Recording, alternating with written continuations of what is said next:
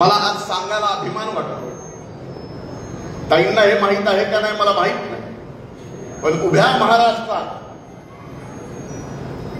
पूर्ण महायुती म्हणून एकत्र लढणारी ही परळीची महायुतीची नगर परिषदेची निवडणूक आहे की ज्याच्यात भारतीय जनता पार्टी, राष्ट्रवादी काँग्रेस पक्ष, शिवसेना आणि रिपाई सुद्धा मोकळं नाही जागा देऊन उगच नाही।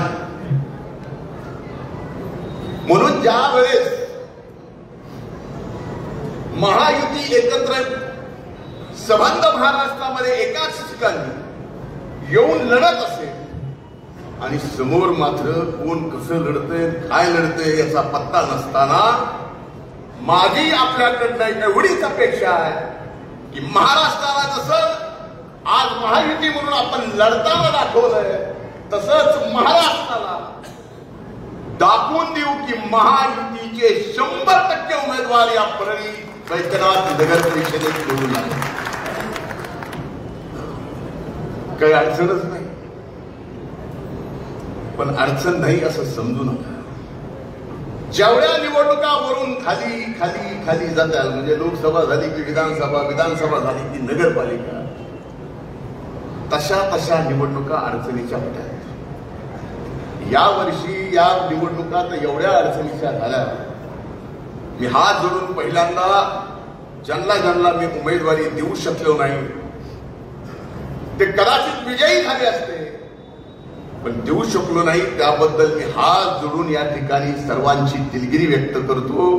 पण आपण नाराज होऊ नका, निराश होऊ नका। तुम्हाला सुद्धा तेवढ्याच सन्मानानं, तेवढंच आत्मीयतेनं आणि तेवढ्याच सन्मानाचं पद महायुती देईल हा शब्द मी या निमित्तानं आपल्या सर्वांना देतो। परळी नगर परिषदेची निवडणूक आता मी ताईंच्या घरी गेलो त्यावेळेस कॉफी घेत असताना म्हणजे असं काही दिसतच नाही, निवडणूक अशी वाटत नाही, पण वाटात दुसऱ्यावर कळतं काय चाललंय। माझी सर्व उमेदवारांना हात जोडून कळकळीची विनंती, ही निवडणूक महायुतीची, ही निवडणूक तुमची, ही निवडणूक माझी, ताईंची अतिशय प्रतिष्ठेची निवडणूक आहे। आमच्या प्रतिष्ठेच्या पेक्षाही या परळी वैद्यनाथ नगरीमध्ये जो पण राहतो त्याच्या प्रतिष्ठेची, अस्मितेची आणि अभिमानाची, स्वाभिमानाची ही निवडणूक आहे। कारण गेली 1 वर्ष या परळी नगरीला ज्यांनी कुणी बदनाम केलं त्यांना जो उत्तर थोबाडा जर द्यायचा असेल। देश विदेशातील प्रत्येक घडामोडींचे लाईव्ह अपडेट मिळवण्यासाठी आता साम टीव्हीच्या सर्व सोशल मीडिया प्लॅटफॉर्मला लाईक, फॉलो आणि सबस्क्राईब करा।